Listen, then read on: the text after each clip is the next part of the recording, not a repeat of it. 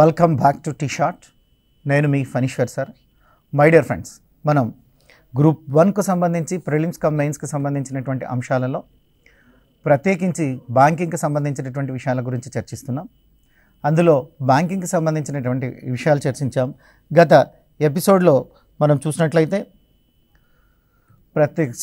బ్యాంకుకు సంబంధించినటువంటి repo rate అంటే ఏంటి, రివర్స్ రెపో రేట్ అంటే ఏంటి, వాటికి ఉండేటువంటి సంబంధాలు ఏంటి, బ్యాంకింగ్లో ప్రప్రమాదంగా అంటే బ్యాంకులో నెంబర్ 1గా ఏమొస్తున్నాయి, నెంబర్ 2గా ఏమొస్తున్నాయి, అండ్ మొదటి అంశాలే ఉన్నాయని ఫస్ట్ ఆఫ్ ది బ్యాంక్స్ అనేటువంటి దాన్ని చూసాం. ఈరోజు చూస్తే బ్యాంకులు తీసుకునేటువంటి ప్రత్యేక చర్యలు అన్నటువంటి దాని గురించి మనం డిస్కస్ చేస్తున్నాం. సో ఈ ఎపిసోడ్లో మనం ఏం చేస్తున్నామంటే డైరెక్ట్ యాక్టివిటీస్, ప్రత్యేక చర్యలు అన్నటువంటి దాని గురించి మనం డిస్కస్ చేస్తున్నాం.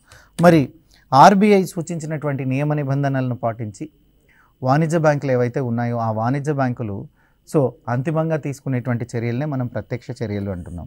ఈ ప్రత్యక్ష చర్యలు అంటే ఏంటయ్యా అంటే ఆర్బీఐ సూచించినటువంటి నియమ నిబంధనలు ఏవైతే ఉన్నాయో ఆ నియమ నిబంధనలను పాటించినటువంటి వాణిజ్య బ్యాంకులు అంతిమంగా తీసుకుంటే, అంటే వాణిజ్య బ్యాంకు అంతిమంగా ఏ చర్య తీసుకున్నా కూడా ఖచ్చితంగా రిజర్వ్ బ్యాంక్ యొక్క నియమ నిబంధనలను పాటించాలి.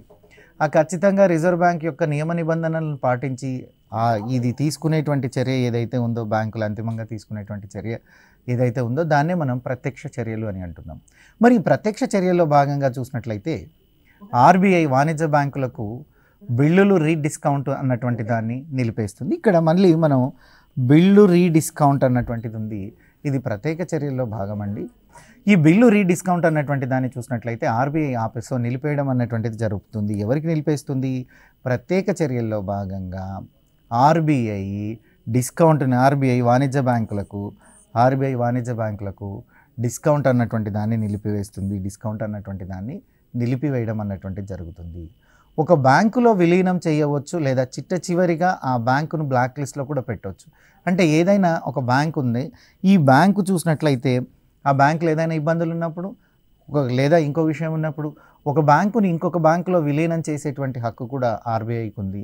ఒకవేళ ఎన్ని చర్యలు చేసినా, ఎన్ని యాక్టివిటీస్ చేసినా ఆ బ్యాంకు అంటే ఆ బ్యాంకు డెవలప్ ఆశించినటువంటి విధంగా అభివృద్ధి చెందలేనప్పుడు ఆ బ్యాంకును బ్లాక్ లిస్ట్లో పెట్టేటువంటి అవకాశం కూడా, అంటే చిట్ట చివరి చర్యగా ఎప్పుడు బ్యాంకుని బ్లాక్ లిస్ట్లో పెడతారంటే చిట్ట చివరి చర్యగా లాస్ట్ యాక్టివిటీస్, అంటే అంతకుముందు ఆర్బీఐ బ్యాంకుని రక్షించడం కొరకు లేదా బ్యాంకు అభివృద్ధి కొరకు అనేక ప్రత్యేకమైనటువంటి చర్యలు తీసుకుంటుంది. దాంట్లో భాగానే బిల్లు రీడిస్కౌంట్ అనే దాన్ని కూడా నిలిపివేసి యాక్టివిటీస్ అనేటువంటిది చేస్తుంది. ఈ యాక్టివిటీస్ చేసేటప్పుడే మనం చూస్తే ఇంకా ఎప్పటికీ, అంటే అది కాదు ఇంకా చివరి ప్రయత్నం వచ్చినప్పుడు ఆ బ్యాంకును బ్లాక్ లిస్ట్లో పెట్టడం అన్నటువంటిది జరుగుతుంది. దీన్నే మనం ప్రత్యక్ష చర్యలు అని చెప్తున్నాం. ఇక ప్రత్యేక చర్యలు తీసుకునేటువంటి అంశాలు ఏమి? ప్రత్యక్ష చర్యల ద్వారా ఏ అంశాలు తీసుకుంటారు, వాటిల్లో వేటి వాటిల్లో ఈ ప్రత్యక్ష చర్యలు అన్నటువంటివి ఉంటాయి అన్నటువంటి దాన్ని చూస్తే, ఒకటి ఏంటయ్యా అంటే బిల్లును రీడిస్కౌంట్ చేస్తారు. అంటే మొట్టమొదటిసారిగా బిల్లులను డిస్కౌంట్ చేయడం, రీడిస్కౌంట్ అంటే తిరిగి బిల్లులకు డిస్కౌంట్ ఇచ్చేటువంటి దాన్ని ఆర్బీఐ నిలిపివేయడం అంటూ జరుగుతుంది. బిల్లుల రీడిస్కౌంటుని ప్రత్యేక చర్యల్లో భాగంగా ఆర్బీఐ నిలిపివేయడం అన్నటువంటిది జరుగుతుంది. రెండవది ఏంటయ్యా అంటే రుణాలను నిరాకరిస్తుంది. అంటే ఏదైతే ఇబ్బందుల్లో ఉండేటువంటి బ్యాంకులు ఉన్నాయో ఆ బ్యాంకులకు అధికంగా రుణాలు ఇవ్వడం లేదు, ముందు సమస్య ఏంటో తెలుసుకోవడం కోసం రుణాలు అన్నటువంటి దాన్ని కొంత ఆపేస్తుంది. రుణాలను నిరాకరణ అంటే ఇవ్వకుండా ఉండడం అన్నటువంటిది చేస్తుంది. ఇక మొదటిదేమో బిల్లులను రీడిస్కౌంట్ ఇవ్వదు అలా ఇబ్బందుల్లో ఉండేటువంటి బ్యాంకులకు. తర్వాత చూసినట్లయితే రుణాలను కూడా నివారణ చేస్తుంది. రుణాలను నివారించడం అన్నటువంటిది కూడా, అంటే రుణాలు ఇవ్వకుండా చేయడం అన్నటువంటిది జరుగుతుంది. రుణాలను నిరాకరణ అన్నటువంటి. ఇక నూతన బ్రాంచీల ఏర్పాటుకు ఆర్బీఐ ఒప్పుకోదు. అంటే నూతన బ్రాంచీల ఏర్పాటు కూడా ప్రత్యక్ష చర్యల ద్వారా ఆర్బీఐ నిరాకరిస్తుంది.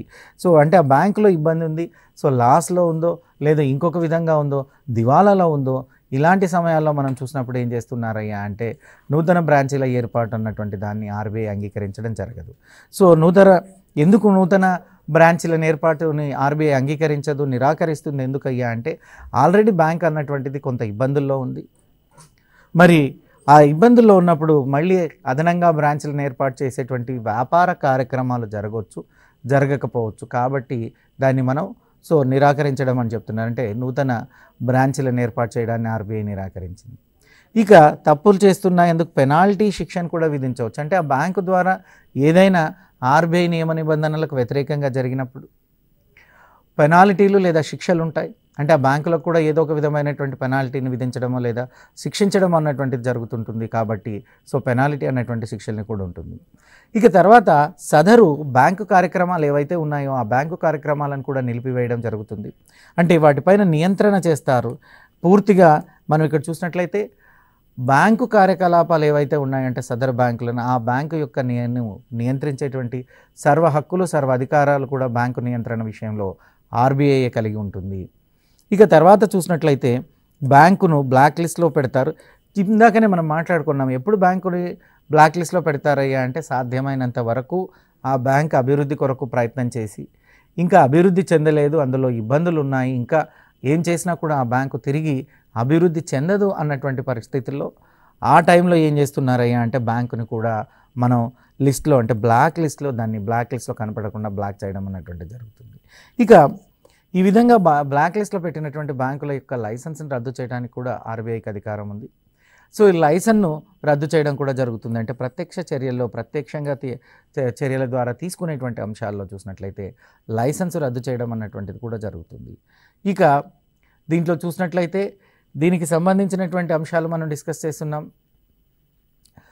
పై విధంగా రిజర్వ్ బ్యాంకు తన విధానాల ద్వారా ఈ విధానాన్ని రూపొందించుకోవచ్చును. అంటే రిజర్వ్ బ్యాంకు తనకు ఉండేటువంటి ప్రత్యేకమైనటువంటి అంశాల ద్వారా తన ద్వారా విధానాన్ని రూపొందించుకునేటువంటి హక్కును కలిగి ఉంటుంది. మరి ఈ మధ్యకాలంలో ద్రవ్యోల్బణాన్ని అదుపులో ఉంచడానికి కూడా ఏదైనా ద్రవ్యోల్బణ పరిస్థితులు వచ్చినప్పుడు ఈ ద్రవ్యోల్బణాన్ని అదుపులో ఉంచడానికి కూడా వడ్డీ రేటు సరిగ్గా ఉండటానికి రిజర్వ్ బ్యాంక్ ప్రయత్నిస్తుంది.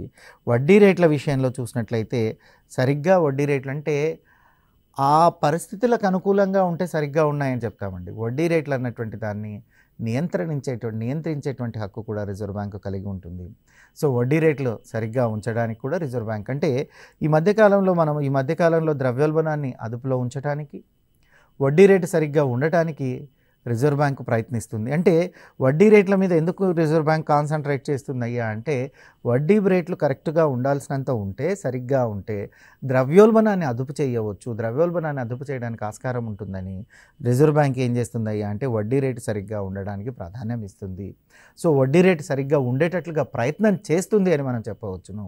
ఇక ఆ తర్వాత చూసినట్లయితే ప్రభుత్వం మాత్రమే దేశంలో పెట్టుబడులు పెంచడానికి అనువుగా వ్యాపార వర్గాలు కోరుతున్నటువంటి విధంగా వడ్డీ రేట్లు తగ్గించాలని రిజర్వ్ బ్యాంకుకు సూచింది. రిజర్వ్ బ్యాంకుకు గవర్నమెంట్ ప్రభుత్వం ఇక్కడ ఒక సూచన అన్నటువంటిది రిజర్వ్ బ్యాంకు కనపడుతుంది. ఆ సూచన ఏంటయ్యా అంటే ప్రభుత్వం మాత్రమే దేశంలోని పెట్టుబడులు పెంచడానికి అనువుగా వ్యాపార వర్గాలు కోరుతున్నటువంటి విధంగా ఇక్కడ వ్యాపార వర్గాలు ఏమని కోరుతున్నాయి అంటే ప్రభుత్వమే పెట్టుబడులు పెట్టాలి, ప్రభుత్వం మాత్రం పెట్టుబడులు పెంచడానికి అనువుగా ఉండాలి అన్నటువంటిది వ్యాపార వర్గాలు. అదేవిధంగా వడ్డీకి సంబంధించినటువంటి రేట్లు తగ్గించాలన్నటువంటి రిజర్వ్ బ్యాంకు సూచనలు వస్తున్నప్పటికీ కూడా మనం చూసినట్లయితే రిజర్వ్ బ్యాంక్ చేస్తుంది. ఇకపోతే అత్యంత ప్రాధాన్యమైనటువంటి ఉండేటువంటి అంశాల్లో మనం చూడాల్సింది ఏంటయ్యా అంటే అంబుడ్స్మన్ పథకం. అంబుడ్స్మన్ పథకం అనేటువంటిది ఎప్పుడు వచ్చింది, దాని పరిస్థితులు ఏంటన్నటువంటి దాన్ని చూద్దాం. అంబుడ్స్మన్ అనేటువంటి పథకాన్ని మనం చూసినట్లయితే మొట్టమొదటిసారిగా 1955లో అంబుడ్స్మన్ పథకాన్ని తీసుకురావడం అన్నటువంటి జరిగింది. ఎప్పుడు అంబుడ్స్మన్ పథకాన్ని తీసుకొచ్చారయ్యా అంటే 1955లో దీన్ని ఏర్పాటు చేయడం అయింది. దీనిని 2002వ సంవత్సరంలో సవరించడం అన్నటువంటి జరిగింది. అంబుడ్స్మన్ అనేటువంటి పథకం ఎప్పుడు ప్రారంభించబడింది?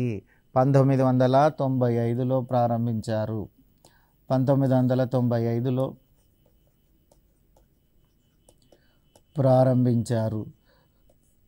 మరి దీనికి సవరణలు ఏమైనా చేశారా ఇటీవల కాలంలో అంటే 2002లో దీనికి సవరణలు కూడా చేశారు. సవరణలు కాలానుగుణంగా బ్యాంకులకు సంబంధించినటువంటి అంశాలను మనం సవరణ చేస్తూ వస్తున్నాము. ఈ అంబుడ్స్మన్ విధానం చూసినట్లయితే 1995వ సంవత్సరంలో ప్రారంభించబడింది. 2002వ సంవత్సరంలో దీన్ని చూసినట్లయితే 2002వ సంవత్సరంలో దీనికి సంబంధించినటువంటి సవరణలు ఉన్నాయి. ప్రస్తుతం ఉన్నటువంటి పథకం చూసినట్లయితే ఇది జనవరి 1వ తేదీ 2016 నుంచి అమల్లోకి వచ్చినటువంటి అంబుడ్స్మన్ పథకం అన్నటువంటిది ప్రస్తుతం అమల్లో ఉండేటువంటి పథకం. ప్రస్తుతం అమల్లో ఉండేటువంటి పథకం ఎప్పటి నుంచి తీసుకురావడం జరిగింది అన్నటువంటి విధానాన్ని మనం ప్రశ్నిస్తారు. సో ప్రస్తుతం అమల్లో ఉన్న పథకం చూసినట్లయితే 1 జనవరి 2016 నుంచి అమల్లో ఉంది అని మనం చెప్తున్నాం.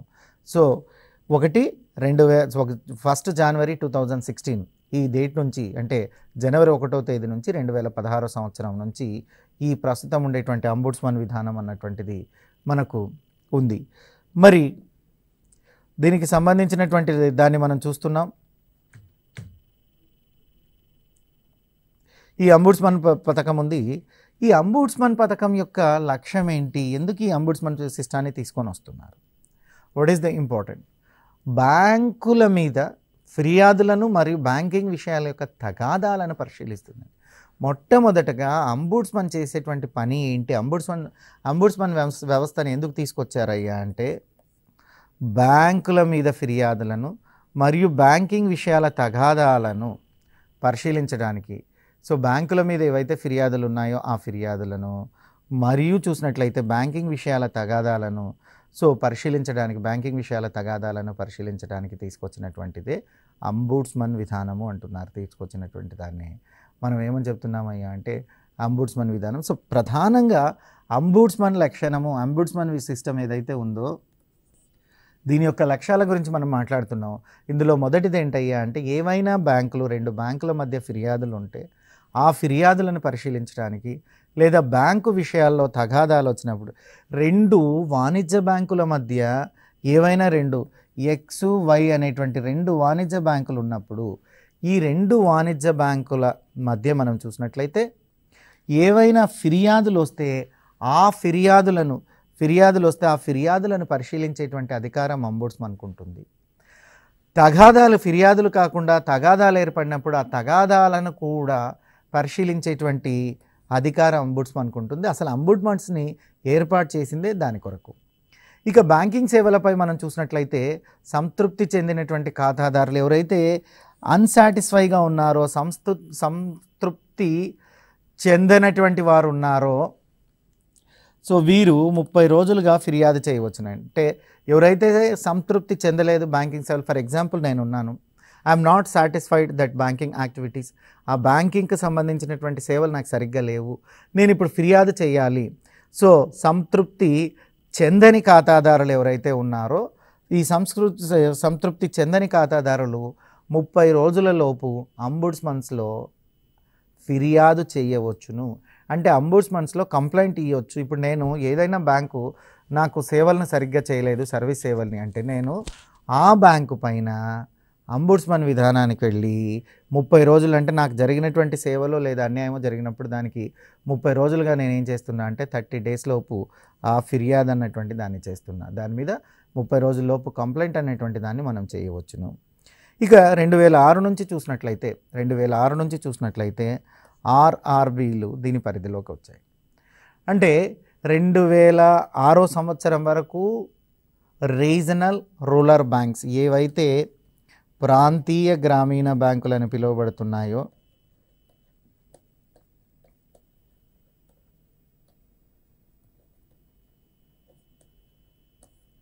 ఈ ప్రాంతీయ గ్రామీణ బ్యాంకులు అంబుడ్స్మన్ వ్యవస్థ కిందికి వచ్చేవి కాదు. ఎప్పటి నుంచి వస్తున్నాయి అంటే 2006 సంవత్సరంలో నుంచి కూడా ఈ బ్యాంక్స్ ఇవేవైతే ఉన్నాయి 2006 సంవత్సరం నుంచి ప్రాంతీయ గ్రామీణ బ్యాంకులు ఆర్ఆర్బీస్ అంటున్నారు, రీజనల్ రూరల్ బ్యాంక్స్. ఈ రీజనల్ రూరల్ బ్యాంక్స్ అనేటివి కూడా 2006 నుంచి అంబుడ్స్మన్ పరిధిలోకి రావడం అంటూ జరుగుతుంది. ఎప్పటి నుంచి అంబుడ్స్మన్ పరిధిలోకి వచ్చాయంటే 2006 సంవత్సరం నుంచి ఆర్ఆర్బీలు కూడా అంబుడ్స్మన్ పరిధిలోకి రావడం జరిగింది. ప్రస్తుతం చూసినట్లయితే 22 ప్రాంతీయ కేంద్రాలు కలవు. ప్రస్తుతం అంబుడ్స్మన్ వ్యవస్థలో చూసినట్లయితే ఎన్ని ప్రాంతీయ కేంద్రాలు ఉన్నాయ్యా? 22 ప్రాంతీయ కేంద్రాలు ఉన్నాయి. ప్రస్తుతం అంబుడ్స్మన్ వ్యవస్థలో ఎన్ని ప్రాంతీయ కేంద్రాలు ఉన్నాయంటే 22 ప్రాంతీయ కేంద్రాలు అన్నటువంటివి అంబుడ్స్మన్ వ్యవస్థలో ఉన్నాయి. మరి చివరగా ఏర్పాటు చేసినటువంటివి ఎక్కడెక్కడ ఉన్నాయ్యా అంబుడ్స్మన్ అంటే, చివరగా లాస్ట్గా ఏర్పాటు చేసినటువంటి అంబుడ్స్మన్ ప్రాంతీయ కేంద్రాల గురించి మనం చూస్తున్నాం. జమ్మూ కాశ్మీర్లోని జమ్మూలో, అదేవిధంగా రాయ్పూర్లో, ముంబైలో, ఢిల్లీలో ఈ 4 చోట్ల రీసెంట్గా చివరిగా మనకు అంబుడ్స్మన్ ఏర్పాటు చేయడం అన్నటువంటిది జరిగింది. ఈ చివరిగా ఈ అంబుడ్స్మన్స్ దీనిల మీద మన క్వశ్చన్ అడిగేటువంటి ఛాన్స్ ఉంది. చివరిగా అంబుడ్స్మన్ ఏ ప్రాంతాల్లో ఏర్పాటు చేశారయ్యా అంటే చివరిగా మనం చూసినట్లయితే అంబుడ్స్మన్ ఏర్పాటు అన్నటువంటి ప్రాంతీయ కేంద్రాలు ఎక్కడెక్కడ చేశారంటే చివరిగా ఏర్పాటు చేసినటువంటి ప్రాంతీయ కేంద్రాలు చూసినట్లయితే జమ్మూ, రాయ్పూర్, ముంబైలలో దీన్ని ముంబై, ఢిల్లీలో జమ్మూ, రాయ్పూర్, జమ్మూ అంటే జమ్మూ కాశ్మీర్లోని జమ్మూ జిల్లా, అదేవిధంగా చూసినట్లయితే రాయ్పూర్, ఛత్తీస్గఢ్లోని రాయ్పూర్, సో మహారాష్ట్రలోని ముంబై,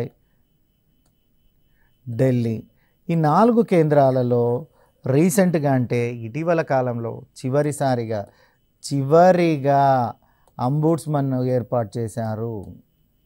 చివరిగా అంబుడ్స్మన్ అన్నటువంటి దాన్ని ఏర్పాటు చేయడం అన్నటువంటిది జరిగింది. ఇక చూసినట్లయితే వాణిజ్య బ్యాంకుల విషయానికి వచ్చినట్లయితే మీకు తెలిసిందే బ్యాంక్ అనేటువంటి పదం ఎక్కడి నుంచి వచ్చిందో మనం చాలాసార్లు చెప్పుకున్నాం. బ్యాంకో అనేటువంటి పదం వచ్చింది. ఇక నేను ఈ ఎపిసోడ్లో ఇప్పుడు మీకు వాణిజ్య బ్యాంకుల గురించి క్లియర్గా చెప్తాను. ఇంతవరకు మనం కేంద్ర బ్యాంక్ అయినటువంటి ఆర్బీఐ యాక్టివిటీసు, ఆర్బీఐ అనుబంధ కార్యక్రమాలు వగేరా అన్ని చదివాం. ఇప్పుడు చూసినట్లయితే బ్యాంకో అనేటువంటిది. సో ఈ బ్యాంకు అనేటువంటి పదాల నుంచి ఎక్కడి నుంచి వచ్చాయి అంటే బెంచ్ అనేటువంటి పదాలు వచ్చాయి. బ్యాంకు అనేటువంటి ఈ 2 పదాలు బెంచ్ అనేటువంటి దాని నుంచి వచ్చాయి. ఇంట్రడక్షన్లో నేను చెప్పాను మీకు. సో బ్యాంక్ అనేటువంటి పదం ఇటలీ పదం నుంచి వచ్చిందయ్యా అన్నటువంటి విషయం కూడా చెప్పాం. బ్యాంక్ అనేటువంటి జర్మనీ పదం అయినటువంటి సో బిఏఎన్సి బ్యాంకు అనేటువంటిది జర్మనీ పదం అయినటువంటి బ్యాంకు నుంచి వచ్చింది అన్నటువంటి విషయం కూడా మనం చెప్పాం. సో ఈ బ్యాంక్ అనగా ద్రవ్యాన్ని మారకం చేయడం అని అర్థం. బిఏఎన్కే బ్యాంక్ అనగా అర్థం ఏంటి? ద్రవ్యాన్ని మారకం చేయడం అనేది కూడా చెప్పింది. ఇది నేను బ్యాంకింగ్ స్టార్టింగ్లోనే మీకు ఇంట్రడక్షన్లో చెప్పాను. ఇప్పుడు మళ్ళీ వాణిజ్య బ్యాంకులు అనేటువంటి టాపిక్ గురించి నేను డిస్కస్ చేస్తున్నాను కాబట్టి ఇక్కడ వీటిని మళ్ళీ మీకు పరిచయం చేయడం అన్నటువంటిది జరిగింది. సో ఇక చూస్తే క్రీస్తుపూర్వం 600 సంవత్సరంలోనే మీకు తెలిసింది. సో బాబిలోనియా దేశంలో చూసినట్లయితే బ్యాంకులకు సంబంధించినటువంటి బ్యాంకు పత్రాలు ఉండేటువంటి డెవెల్ పాల్ అనేటువంటి ఫ్రెంచ్ రచయిత పేర్కొన్నారు. సో ఇక్కడ మీరు గుర్తుపెట్టుకోవాల్సింది ఏంటయ్యా అంటే డెవిల్ పాల్ అనేటువంటి ఎవరి డెవిల్ పాలు? ఫ్రెంచి రచయిత. ఏం చేశాడు ఈయన? బ్యాంకుల గురించి ఈయన ఒక మాట చెప్తున్నాడు. ఏమని చెప్తున్నాడు? క్రీస్తుపూర్వం 600 సంవత్సరాలలో బాబిలోన్ దేశంలో, సో ఎక్కడైతే బాబిలోన్ ఉంటుందో ఈ బాబిలోన్ దేశంలో బ్యాంకు పత్రాలు ఉండేటివని సో డెవియల్ పాల్ అనేటువంటి వారు చెప్తున్నారు. అంటే అకార్డింగ్ టు డెవియల్ పాల్, సో రెవిల్ పాల్ అనేటువంటి వారు ఎవరైతే ఉన్నారో రెవిల్ పాల్ అయ్యా అంటే ఈయన ఒక ఫ్రెంచి రచయిత. ఈ రెవిల్ పాల్ ఎవరు? ఒక ఫ్రెంచి రచయిత. ఎందుకు ఇప్పుడు ఈయన గురించి డిస్కస్ చేయాలి? ఎందుకు చేస్తున్నామంటే క్రీస్తుకు పూర్వమే 600 సంవత్సరాల కింద బాబిలోన్ అనేటువంటి దేశంలో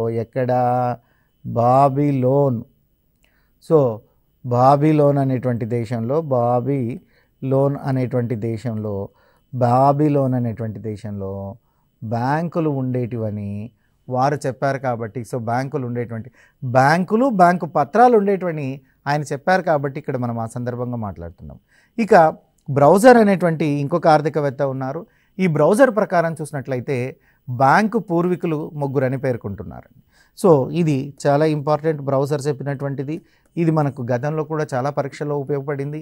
సో ఈ బ్రౌజర్ ఎవరైతే ఉన్నారో ఈ బ్రౌజర్ అనేటువంటి ప్రకారం సో బ్యాంకు పూర్వీకులు ఎవరైతే ఉన్నారో బ్రౌజర్ ప్రకారం బ్యాంకు పూర్వీకులు 3 అని తెలుస్తుంది. అంటే బ్రౌజర్ ఏమంటారంటే బ్యాంకు పుట్టకముందు ఒక 3 ఉన్నారండి, ఆ 3 నుంచే బ్యాంకు పుట్టుకొచ్చింది కాబట్టి వారిని మనం బ్యాంకు యొక్క పూర్వీకులుగా మనం చెప్పవచ్చును. సో బ్యాంకు కార్యక్రమాలే చేసేటువంటి యాక్టివిటీస్ ఇంతకుముందే 3 ఉండేటివి కాబట్టి వాటిని మనం బ్యాంకు యొక్క పూర్వీకులుగా చెప్పొచ్చు అంటున్నాము. ఆ బ్యాంకు యొక్క పూర్వీకులు ఎవరయ్యా అంటే స్వర్ణకారులు, వర్తక వ్యాపారి, అదేవిధంగా వడ్డీ వ్యాపారస్తులు. స్వర్ణకారులు, వర్తక వ్యాపారులు, వడ్డీ వ్యాపారులు ఈ 3 బ్యాంకుకు పూర్వీకులుగా ఎవరు తెలియజేశారంటే వీరు 3 బ్యాంకుకు పూర్వీకులు అంట. ఈ ముగ్గురు బ్యాంకుకు పూర్వీకులు. మరి బ్యాంకుకు పూర్వీకులు వీళ్ళని ఎవరి ప్రకారం వీళ్ళు బ్యాంకుకు పూర్వీకులు అయ్యా అంటే బ్రౌజర్ అనేటువంటి వారు చెప్పారు. సో ఎవరి ప్రకారం? బ్రౌజర్ అనేటువంటి ఆర్థికవేత్త ప్రకారం. ఈ బ్రౌజర్ అనేటువంటి ఆర్థికవేత్త బ్యాంకులకు పూర్వీకులు ఉన్నారండి. వారిని ముగ్గురుగా మనం చెప్పవచ్చును. వారు ఎవరయ్యా అంటే స్వర్ణకారులు, వర్తక వ్యాపారులు, వడ్డీ వ్యాపారస్తులు. స్వర్ణకారులు, వర్తక వ్యాపారులు, వడ్డీ వ్యాపారస్తులు ఉన్నారని మనకు తెలియజేయడం అన్నటువంటిది జరుగుతుంది. ఇక దాని తర్వాత మనం చూసినట్లయితే బ్యాంకుల వర్గీకరణ అన్నటువంటి దాన్ని చూద్దాం. ఇప్పుడు బ్యాంకులు అంటే ఏంటివి? బ్యాంకు యొక్క ఇంట్రడక్షన్ చూసాం. ఎవరెవరు ఉన్నారు వాణిజ్య బ్యాంకులు అన్నటువంటి దాన్ని చూసాం. ఇక చూస్తే బ్యాంకుల యొక్క వర్గీకరణ, మరి వాణిజ్య బ్యాంకుల్ని ఎన్ని విధాలుగా వర్గీకరిస్తున్నారు అన్నటువంటి వర్గీకరణ చూసినట్లయితే, సో మొట్టమొదటి వర్గీకరణలో భాగంగా యూనిట్ బ్యాంక్ అని పిలుస్తున్నారండి. సో మొట్టమొదటి దాన్ని ఏమంటున్నారు? యూనిట్ బ్యాంక్ అని పిలుస్తున్నారు. ఒకే బ్యాంక్ ఆఫీస్ ద్వారా కార్యక్రమాలు నిర్వర్తిస్తే దాన్ని యూనిట్ బ్యాంక్ అంటారు. సో మొట్టమొదటి వర్గీకరణ బ్యాంకుల వర్గీకరణ చూస్తున్నాం.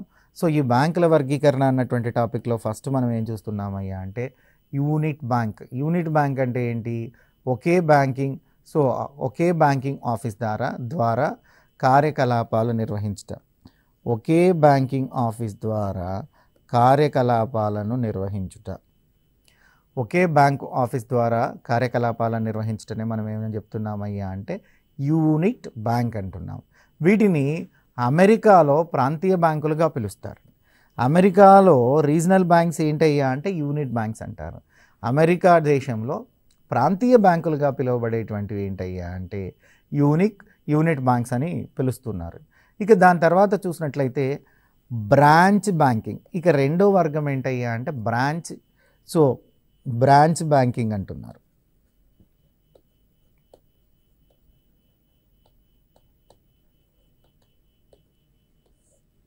సో బ్రాంచ్ బ్యాంకింగ్ మరి ఒకే బ్యాంకులకు వివిధ బ్రాంచీలను ఏర్పాటు చేయడం ద్వారా సో దాన్ని బ్రాంచ్ బ్యాంకింగ్ అంటారు. బ్రాంచ్ బ్యాంకింగ్ వర్గీకరణలో ఒకే బ్యాంకులకు వివిధ బ్రాంచీలను ఏర్పాటు చేస్తారు. ఇది సహజంగా భారతదేశంలో కూడా మనకు కనపడుతుంది. ఒక బ్యాంక్ ఉందంటే దానికి నంబర్ ఆఫ్ బ్రాంచెస్ ఉంటాయి. ఆ నంబర్ ఆఫ్ బ్రాంచెస్ గురించి మనం డిస్కస్ చేస్తుంటాం. ఆ బ్రాంచెస్ ఏర్పడుతుంటాయి. దీంట్లో మొదటి ఇంగ్లాండ్ది. సో ఈ బ్రాంచ్ బ్యాంకింగ్ అనేటువంటిది ఎక్కడ ప్రారంభమైందండి అంటే మొదట ఇంగ్లాండ్లో ప్రారంభమైంది. That is the very very important. మనం ఒకే బ్యాంకుకు వివిధ బ్రాంచీలను ఏర్పాటు చేయడం అన్నటువంటిది జరుగుతుంది. మరి మొదటగా ఇంగ్లాండ్లో మనం చూసినట్లయితే ఇంగ్లాండ్లో ఇది ప్రారంభించడం అన్నటువంటిది జరుగుతుంది. మరి భారతదేశంలో చూసినట్లయితే బ్యాంకు బ్రాంచ్ అన్నటువంటిది ఏదైతే ఉందో ఈ బ్రాంచ్ బ్యాంకింగే ఎక్కువగా ఉంది. బ్రాంచ్ బ్యాంకింగే భారతదేశంలో ఎక్కువగా ఉన్నట్లుగా మనకు తెలుస్తుంది. ఇది ఇండియాలో ఎక్కువగా ఈ బ్రాంచ్ బ్యాంకింగ్లో ఉన్నటువంటి విషయం మనకు అవగతమవుతుంది, అర్థమవుతుంది. ఇక మనం ఈ ఎపిసోడ్లో చూసినట్లయితే ప్రత్యక్ష చర్యలు అన్నటువంటి టాపిక్ని తీసుకుంటున్నాం. సో ఈ ప్రత్యక్ష చర్యలు అన్నటువంటి టాపిక్లో ఆర్బీఐ ఏవైనా బ్యాంకుల ఇబ్బందుల్లో ఉన్నప్పుడు ఇతర పరిస్థితుల్లో తీసుకునేటువంటి యాక్టివిటీస్ చూస్తున్నాం. మరి ఆర్బీఐ సూచించినటువంటి నియమ నిబంధనలను పాటించని వాణిజ్య బ్యాంకులు ఏవైతే ఉన్నాయో వాటిపైన అంతిమంగా తీసుకునేటువంటి చర్యలనే ప్రత్యక్ష చర్యలు అంటారు. అంటే ప్రత్యక్ష చర్యలు అంటే ఒక ముక్కలో చెప్పాలి అంటే ఏంటంటే ఆర్బీఐ యొక్క రూల్స్ అండ్ రెగ్యులేషన్స్ని పాటించని బ్యాంకు మీద ఫైనల్గా ఆర్బీఐ తీసుకునేటువంటి డెసిషన్స్ అని అర్థం.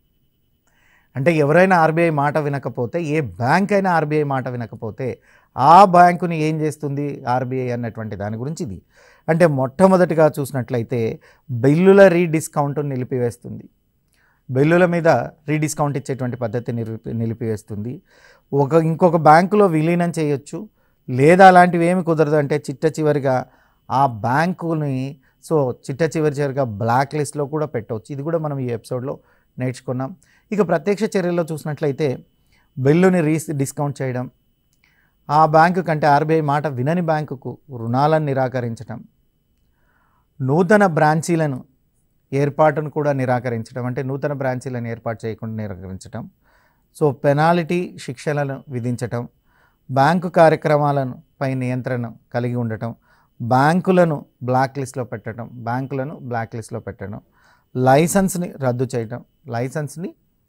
చేయటం, సో రైతులను కూడా విలీనం చేసుకోవడం అన్నటువంటి కార్యక్రమాలన్నీ కూడా జరుగుతున్నాయి. మరి ఆ కార్యక్రమాల్ని, ఆ యాక్టివిటీస్ని రిజర్వ్ బ్యాంకు తన మాట విననటువంటి బ్యాంకుల విషయంలో తీసుకుంటుంది. సో తర్వాత మనం దీంట్లో నేర్చుకునేది ఏంటంటే అంబుడ్స్మన్ సిస్టమ్ అంటున్నారు. ఈ అంబుడ్స్మన్ విధానం అన్నటువంటిది వెరీ వెరీ ఇంపార్టెంట్. ఈ అంబుడ్స్మన్ విధానం 1995లో తీసుకొని వచ్చారు. సో ప్రస్తుత 2002లో దీనికి అమెండ్మెంట్స్ అంటే కొన్ని సవరణలు అన్నటువంటివి జరిగాయి. 2001 జనవరి 6, 2026 నుంచి ఉండేటువంటి దాన్ని మనం ఇప్పుడు ఫాలో అవుతున్నాం, అంటే ఇప్పుడు అమల్లో ఉండేటువంటి చెప్తున్నాం. ఇక చూస్తే ఇక్కడ మనం వాణిజ్య బ్యాంకుల గురించి దీని గురించి డిస్కస్ చేయాలా. ఈ వాణిజ్య బ్యాంకుల గురించి నేను చాలాసార్లు చెప్పాను. బ్యాంక్ అనేటువంటి పదాలు బెంచ్ అనేటువంటి పదం నుంచి ఉద్భవించాయి అని. సో బ్యాంకో అన్నటువంటి జర్మనీ పదం చూసినట్లయితే బ్యాంక్ అని అర్థం అన్నటువంటి దాన్ని చూసాం. సో బ్యాంక్ అంటే మీనింగ్ ఏంటయ్యా అంటే ద్రవ్యాన్ని మారకం చేయడం అనేటువంటి అర్థంలో బ్యాంకును మనం తీసుకోవటం అన్నటువంటిది జరుగుతుంది. ఇక ఇక్కడ మనం ఒక వ్యక్తి పేరు గుర్తుపెట్టుకోవాలా. ఆయన ఫ్రెంచ్ రచయిత, అతని పేరు రెవిల్ పాల్. ఈ రెవిల్ పాల్ ఏమంటాడయ్యా అంటే క్రీస్తుపూర్వం 600 సంవత్సరంలో బ్యాంకులు, బ్యాంకు పత్రాలు బాబిలోనియా దేశంలో ఉండేటివని ఆయన చెప్తారు. ఆయన తర్వాత బ్రౌజర్ అనేటువంటి ఇంకొక ఆర్థికవేత్త వచ్చారు. ఈ బ్రౌజర్ ఏం చెప్తాడయ్యా అంటే బ్యాంకుకు 3 పూర్వీకులు ఉన్నారు, 3ని మనం పూర్వీకులుగా భావించవచ్చును. వాళ్ళు ఎవరయ్యా అంటే స్వర్ణకారులు, వర్తక వ్యాపారులు, వడ్డీ వ్యాపారులని బ్రౌజ్ తెలియజేస్తున్నారు. ఇక వాణిజ్య బ్యాంకుల యొక్క వర్గీకరణను చూసినట్లయితే మొదటిది యూనిట్ బ్యాంక్ అంటున్నారు. ఒకే బ్యాంక్ ఆఫీస్ ద్వారా కార్యక్రమాలు జరిగితే దాన్ని యూనిట్ బ్యాంక్ అని పిలుస్తారు. ఇది అమెరికాలో ప్రాంతీయ బ్యాంకులుగా పిలువబడుతుంది. దాని తర్వాత చూస్తే బ్రాంచ్ బ్యాంక్ అంటున్నారు. ఈ బ్రాంచ్ బ్యాంక్ లేదా బ్యాంకింగ్ని చూసినట్లయితే ఒక బ్యాంకుకు వివిధ బ్రాంచీలను ఏర్పాటు చేయడం జరుగుతుంది. ఈ పద్ధతి మొదటిసారిగా ఇంగ్లాండ్లో మొదటిసారిగా చూసినట్లయితే బ్రిటన్, ఇంగ్లాండ్ దేశంలో ప్రారంభించబడింది. ఇండియాలో ఎక్కువగా ఉంది. ఇక తర్వాత చూసినట్లయితే కోర్ బ్యాంకింగ్ అన్నటువంటి దాన్ని మనం చూడాలా. తర్వాత మిక్స్డ్ బ్యాంకింగ్ సిస్టమ్ అన్నటువంటి దాన్ని చూడాలా. సామూహిక బ్యాంకింగ్ అన్నటువంటివి చూడాలా. ఇవన్నీ కూడా మనం నెక్స్ట్ ఎపిసోడ్లో చూద్దాం. ఈ ఎపిసోడ్లో బ్యాంకింగ్ వర్గాలు చూసాం. ఈ బ్యాంకింగ్ వర్గీకరణలో రెండింటిని మాత్రమే చూస్తున్నాం. ఒకటి యూనిట్ బ్యాంకు, రెండోది బ్రాంచ్ బ్యాంకు అనేటువంటిది. మిగతావి నెక్స్ట్ ఎపిసోడ్లో చూద్దాం. Thank you. మీ ఫణీశ్వర్ సార్ ఫ్రమ్ TSAT.